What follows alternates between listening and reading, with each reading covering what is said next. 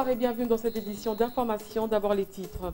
Situation sécuritaire encore tendue à l'est du pays. La MONUSCO accuse de nouveau les FDLR, la LRA et le M23 de graves violations des droits de l'homme et des pillages sur les populations civiles au nord et au sud Kivu. Le Bureau conjoint des Nations Unies aux droits de l'homme se dit fortement préoccupé. Après les États-Unis d'Amérique, les Pays-Bas lancent un projet contre les minerais de sang. Il s'agit de l'initiative Éteint sans conflit. Comme la loi Dodd-Frank, ce nouveau mécanisme vise notamment à décourager le commerce des minerais de sang et par la même occasion casser le cycle des fausses rébellions. Enfin, 3 hommes auraient disparu depuis plus de 10 jours. La sonnette d'alarme vient de la Voix des Sans-Voix. L'ONG avance la thèse d'enlèvement. Au cours d'un point de presse ce mercredi, la VSV s'est dite vivement préoccupée du sort de ces hommes, tous originaires d'une même province. Merci de rejoindre la télé républicaine pour vous informer. Bonsoir. La situation sécuritaire est restée tendue à l'est du pays. Les FDLR, LRA et M23 ont commis des graves violations de droits de l'homme et des pillages sur les populations civiles au nord et au sud Kivu. Cette situation préoccupe le Bureau conjoint des Nations Unies aux droits de l'homme qui continue de mener des enquêtes dans les zones concernées. C'est ce qui ressort de la conférence hebdomadaire de la MONUSCO de ce mercredi. Accusés de crimes les plus graves, les rebelles du M23 cherchent à créer la confusion. Ils accusent à leur tour les FRDC d'atrocités sélectives. Ils l'ont fait savoir dans une correspondance adressée au président de la CIRGL, Yoweri Museveni. Dans l'opinion, beaucoup dénoncent cette guerre d'accusations qui veut mener le M23, qui sent tout simplement l'odeur de la distraction. Commentaire de la rédaction avec Patrick Chamala. Alors que toutes les preuves de crimes de guerre sont réunies contre eux et leurs parrains, les rebelles du M23 semblent avoir choisi de s'aimer la confusion dans les esprits. Quelques jours seulement après la publication du rapport de Human Rights Watch qui accuse le M23 de crimes de guerre à grande échelle dans l'est de la République démocratique du Congo, notamment des exécutions sommaires, des viols et des recrutements de force, et les autorités rwandaises de complicité, le mouvement rebelle a saisi par une correspondance la présidence de la conférence internationale sur la région des Grands Lacs pour accuser à son tour les FRDC. Pour ces rebelles, l'armée congolaise se serait illustrée par des exactions ignobles, inhumaines et barbares, ainsi que des atrocités aussi sélectives que gravissimes. Ils exigeraient alors du président de la CIRGL, l'Ougandais Yoweri Museveni, une condamnation formelle et ferme, ainsi que la comparution devant les instances judiciaires compétentes des responsables de ces actes. Que de telles accusations soient faites au lendemain de la publication du rapport de la célèbre ONG américaine Human Rights Watch qui confirme l'implication de Kigali et les crimes graves commis par le M23 ne peut que faire tiquer. Depuis le sommet d'Addis Abeba, en effet, le mouvement du 23 mars est repris sur la liste des forces négatives. Qu'aujourd'hui, ce soit ces forces négatives qui cherchent à se laver les mains dans la barbarie que dénonce toute la communauté internationale dans l'est de la RDC n'est que pure distraction. C'est le voleur qui crie au voleur. Et puis, à certains autres observateurs de s'interroger, non sans raison d'ailleurs, c'est à quel titre qu'un mouvement qualifié de force négative peut-il saisir la structure officielle qui réunit tous les pays de la région des Grands Lacs? En saisissant la CIRGL, le M23 cherche à se faire valoir alors que personne ne lui reconnaît une certaine valeur. Et comme si cela ne suffisait pas, Radio Okapi a annoncé qu'un nouveau groupe armé dénommé Force populaire pour la démocratie vient de voir le jour en territoire de Rutshuru avec en tête un certain Shetani Murima, dit colonel Mai Mai, un mouvement qui veut combattre le M23 alors que les FRDC sont là pour ça. Une distraction de plus donc, pense-t-on dans l'opinion. Comme quoi, si une certaine accalmie règne depuis quelques jours au Nord Kivu, il faut se méfier des combats d'arrière-garde que mènent dans l'autre temps les ennemis de la République.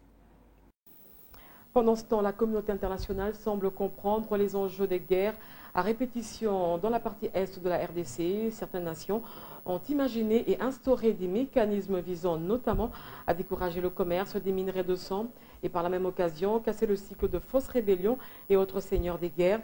Après les États-Unis et avec plutôt la loi Dodd-Frank, les Pays-Bas ont lancé depuis mardi l'initiative Éteint sans conflit. Qu'en pensent les Congolais? Suivez plutôt ces propos recueillis par Christophe Kamanda et Cédric Ndibou. Se traduisent vraiment par une réalité, que ça ne soit pas seulement une simple déclaration, mais il faut que nous puissions vivre cela en effectivité. Parce que nous savons que c'est sur base de ces minéraux que les recettes de ces minéraux sont en train de fournir à l'achat des armes. Et ça crée aussi beaucoup de guerres au niveau de l'Est. Mais avec la suspension de ces genres d'activités, je pense que la chose va quand même évoluer dans les bons. Mais ce que moi je souhaite personnellement, il faut qu'on puisse vivre les effets de ces décisions-là sur le terrain. Et ce que nous pouvons demander aux autres pays, c'est d'emboîter aussi les pas, donc de prendre aussi une décision dans ce sens-là. Ça va tous nous encourager puisque les minéraux qu'on exploite d'une manière illicite ne profitent pas aux Congolais, mais profitent à ceux qui les exploitent. Une déclaration sans aucune valeur aux yeux des Congolais. Parce que si un seul pays occidental se retire, parce qu'il est déjà rassasié, et les autres, qu'est-ce qu'ils vont faire? Je crois que ce qu'il faut faire, c'est exiger au gouvernement congolais qui le gouverne mal de prendre la décision de défendre le pays d'une façon militaire et non pas politique et diplomatique dont on a dit là. Nous n'avons jamais vu là, dans le domaine de pareilles choses, trouver solution dans l'immédiat pour un pays. Le fond de toutes ces initiatives étant la certification des minerais de l'Est du Congo, source de tensions récurrentes dans cette partie du pays.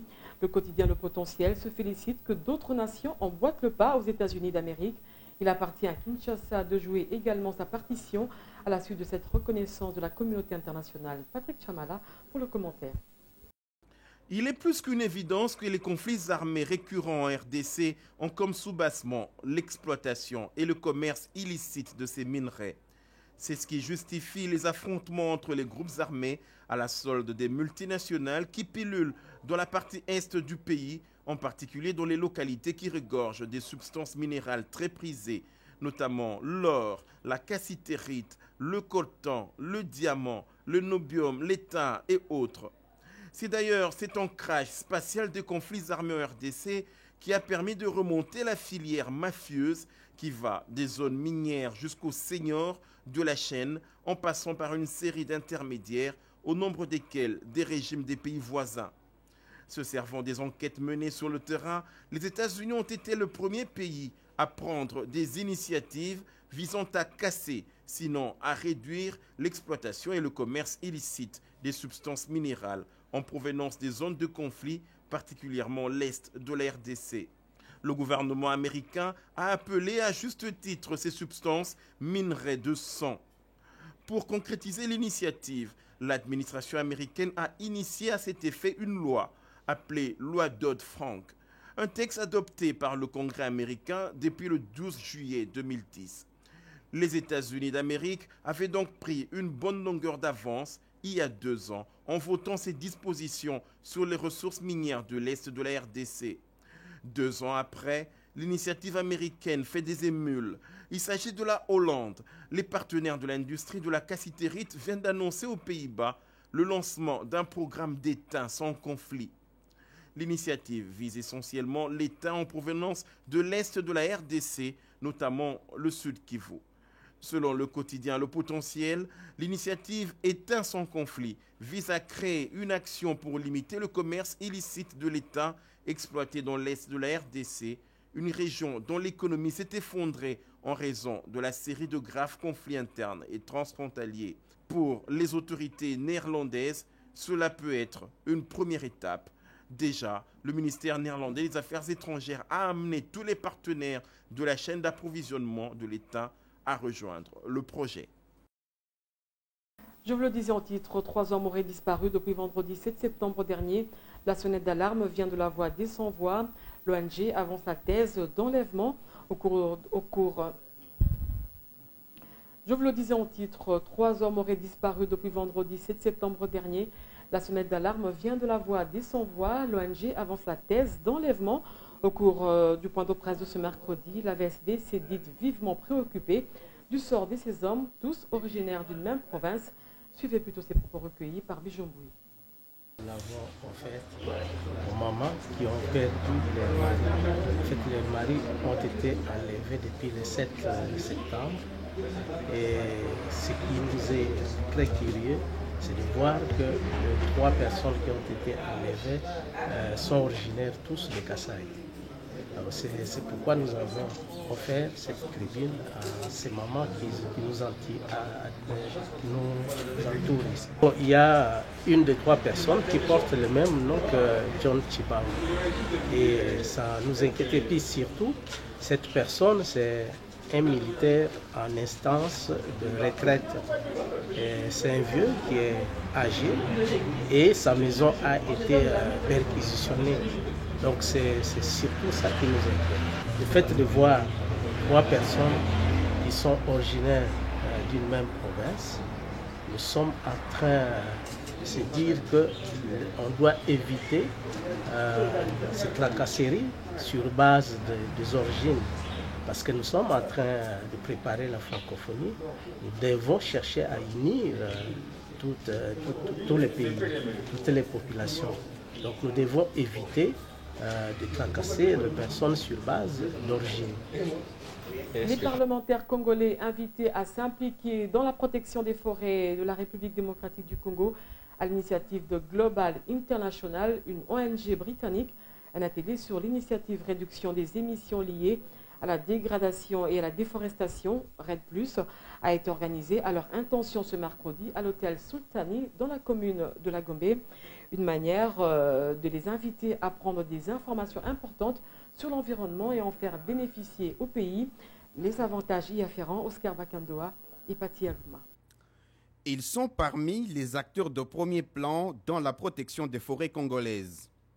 Réduction des émissions liées à la dégradation et à la déforestation. RED+, bien que les concepts soient encore loin de la compréhension des parlementaires congolais, mais ils étaient tout de même nombreux dans la salle pour en saisir la quintessence. La démarche de l'ONG britannique Globe International tombe à pic, étant donné que la RDC devra, comme les autres pays, bénéficier aussi du crédit carbone. Les principaux leviers de la réduction de la pression sur la forêt, identifiés par l'étude exploratoire de la RED+, de la République démocratique du Congo, représentent pour la plupart des moyens de réduire la pauvreté. Il s'agit notamment du développement des communautés rurales à faible impact sur la forêt et de la promotion des activités alternatives génératrices de revenus, réduisant la pression sur la forêt.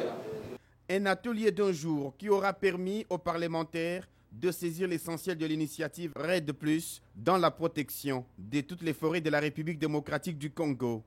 Et le peuple n'attend que des retombées. Clôture mardi du colloque interuniversitaire sur la gestion communicationnelle des catastrophes en Afrique. Cette rencontre des spécialistes en différents domaines qui touchent à la question des catastrophes s'est terminée par plusieurs recommandations, notamment celle du ministre de la Communication et Médias qui a procédé à la clôture solennelle de ces assises. Mariam Boya, Lauriane Loubaki et Dieu merci Sweka. Pendant 2 jours, les experts de différents domaines et professeurs d'université réfléchissent sur la gestion communicationnelle des catastrophes en Afrique. Il s'agit de voir comment gérer les troubles sociaux qui s'ensuivent et traumatismes, notamment dans les pays africains. Associé à ce colloque interuniversitaire, le ministre de la Communication et Médias, Lambert Mende, reconnaît son intérêt pour le gouvernement congolais. Il ajoute que les conclusions de tous ces savants seront profitables également aux autres pays africains. Je suis convaincu que grâce à des travaux comme ceux-ci, une nette distinction pourra être établie entre des accidents à grande dimension événementielle et des catastrophes.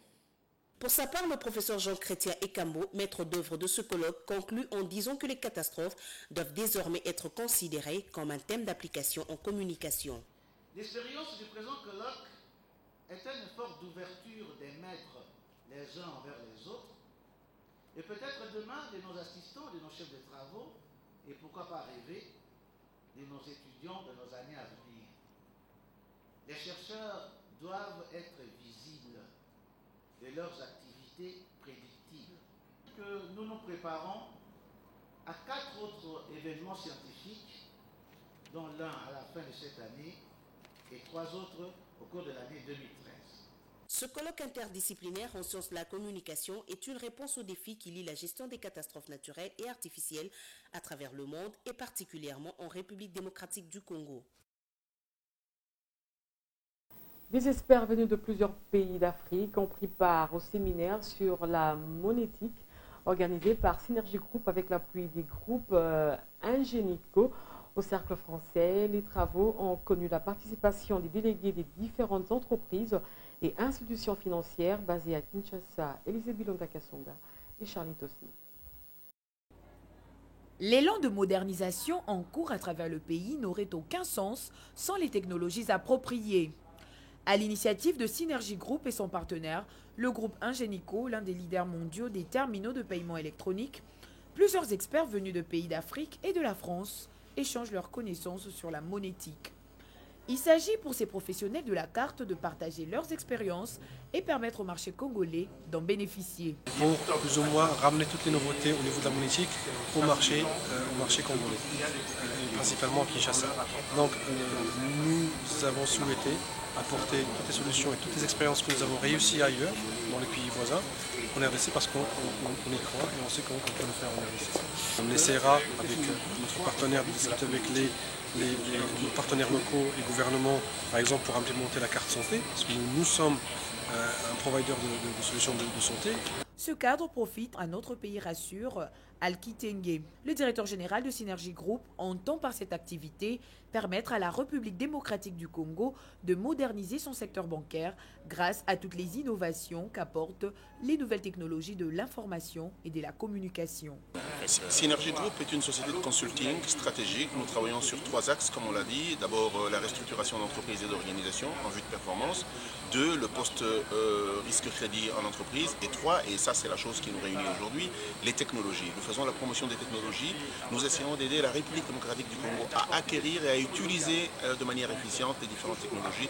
Et là, nous sommes au cœur des technologies de paiement. Animé par des intervenants de haut niveau, ce séminaire devrait permettre aux délégués des différentes entreprises sélectionnées d'acquérir de nouvelles connaissances au profit de leurs structures respectives. Un grand projet immobilier dans le site de Mbandalungwa d'ici la fin de l'année en cours. L'annonce en a été faite ce mercredi au ministre en charge de l'urbanisme et habitat, Fridolin Kaswechi, échangé ainsi avec un cadre de la société chinoise SZTC, auteur de ce projet. La première phase vise 200 maisons d'environ 20 000 mètres carrés. C'était au cabinet du ministre de tutelle dans la commune de la Gombe, Élisée Bilonda. L'élan de la reconstruction amorcé par Joseph Kabila Kabange à travers tous les pays ne laisse pas indifférents certains partenaires de la République démocratique du Congo. C'est dans cette optique que s'inscrit l'échange entre Fridolin Kaswechi Musoka et le président directeur général de la société chinoise SZTC. Au cours de cet entretien, le ministre en charge de l'urbanisme et habitat est mis au courant d'un grand projet immobilier qui va être réalisé par les Chinois sur le site de Mbandalungwa. SZTC veut par ce geste améliorer les conditions d'habitat des populations de la capitale congolaise. On va commencer la première phase dans cette année et le terminer en 2013. Phase, il y a à peu près 20 000 mètres carrés et aussi 200 maisons. La société chinoise SZTC rassure le numéro 1 de l'habitat de sa volonté de participer tant soit peu à la reconstruction de notre pays. Le ministre provincial de Transport s'en va en guerre contre le non-respect de la réglementation routière en particulier et du code de la route en général pour une bonne image de la ville de Kinshasa. Pendant la période de la tenue du 14e sommet de la francophonie, Godard Motemona a procédé au lancement officiel des travaux de sensibilisation à la citoyenneté. La cérémonie a eu lieu en la salle de coordination de la paroisse Saint-Joseph de Matongé. Reportage. C'est un tableau sombre que dresse le ministre provincial des Transports. Godard Motemona se dit sidéré de constater que ce secteur est rongé par plusieurs maux, notamment des embouteillages occasionnés par le non-respect du code de la route, des injures faciles proférées par des chauffeurs et receveurs, des tenues non conformes. L'autorité urbaine lance une campagne de sensibilisation pour assainir ce secteur. La SECO est mise à contribution pour ce faire. Nous sommes venus nous entretenir avec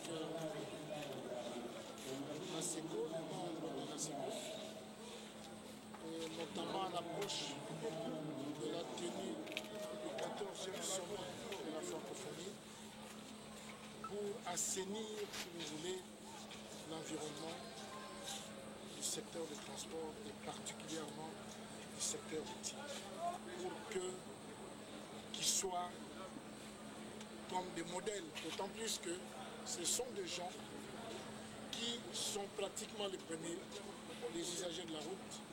Quand un touriste débarque dans notre pays, il est en contact avec qui? Avec les animateurs du secteur du transport, c'est-à-dire les chauffeurs, les receveurs. Ils doivent avoir un comportement exemplaire pour l'image de marque de notre pays. Message intériorisé par le président de la SECO, Ambroise Nzouzi, qui promet de sensibiliser ses troupes pour faire passer le message. Le ministre des Transports, Jeunesse et Sport, c'est déjà un grand pas parce qu'il a voulu nous mettre juste au parfum en attendant que les grandes orientations soient données. Et à notre tour, nous sommes là avec la base et encadrons les chauffeurs dans la ville de Kinshasa. Nous sommes tout le temps en contact avec eux et nous savons comment transmettre ces messages. Par cette initiative, Godard Motemona voudrait que Kinshasa, qui accueille dans un proche avenir le 14e sommet de la francophonie, reflète son image d'antan de Kinlabel. À présent, nous allons lire les journaux parus ce mercredi dans la capitale.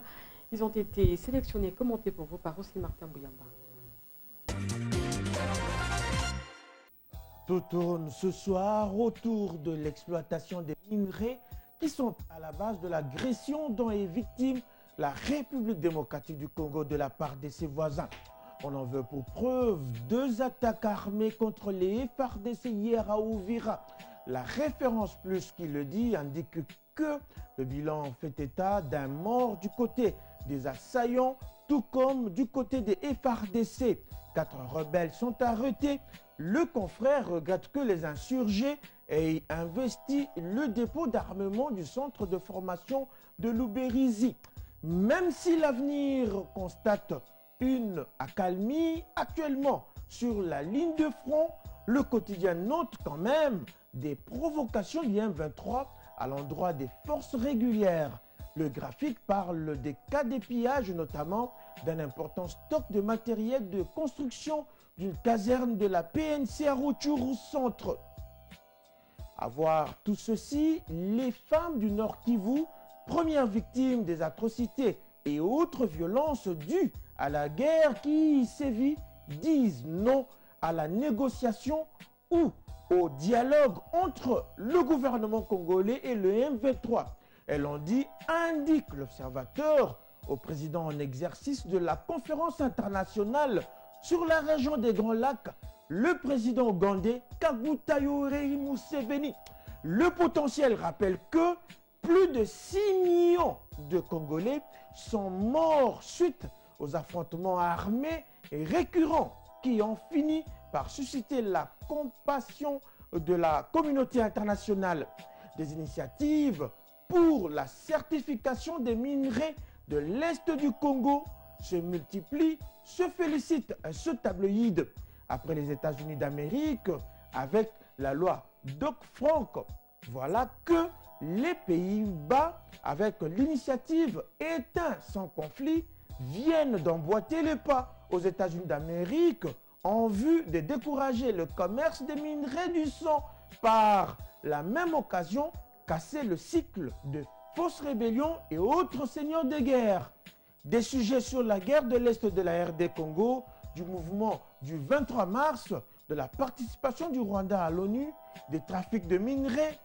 Le phare, justement, relaie ce qu'en pense Ban Ki-moon, le secrétaire général de l'ONU, qui participait à une émission, s'est prononcé sur ces différentes questions d'actualité, confirme le mini-sommet de mois prochain. Quand l'éditorialiste de la Référence Plus pense que Kinshasa, capitale abritant les assises du sommet de la francophonie, est prête du fait que la guerre entre le pouvoir et l'opposition est en train de s'émousser. Le palmarès, lui, parle de la tension qui monte entre la majorité et l'opposition. Mais en dépit de leurs divergences fondamentales, les deux camps trouvent leur compte dans un sommet réussi. Aux dépêches de Brazzaville de conclure que l'opposition boycotte le sommet de la francophonie. Les groupes parlementaires de l'opposition élaborent un cahier de charges à soumettre au président français François Hollande.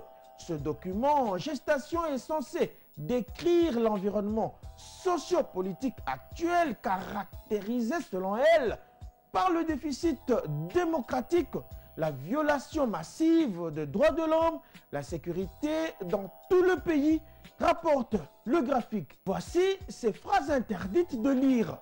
Un prédicateur déchaîné de péchis menace ses fidèles des affres et des supplices de l'enfer.